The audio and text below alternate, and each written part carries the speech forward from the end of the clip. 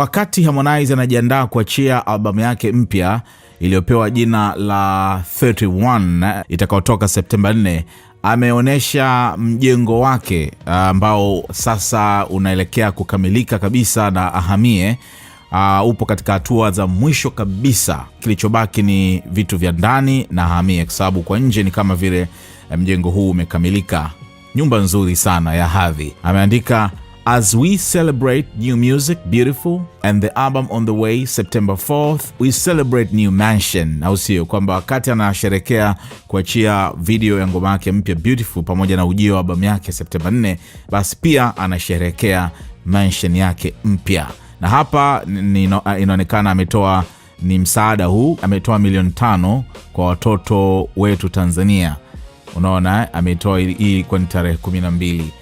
Kwa hiyo ni video ambayo imeshutiwa siku kama 4 zilizopita, lakini unaona tayari kwamba amefanikisha sasa naye pia kusema yupo kwenye makazi yake mwenyewe, kwa sababu kwa kipindi kirefu alikuwa anaishi kwenye nyumba nzuri lakini hazikuwa za kwake. Shara sana kwa Konde. Can't wait siku ambayo atafanya uzinduzi wa mjengo wake.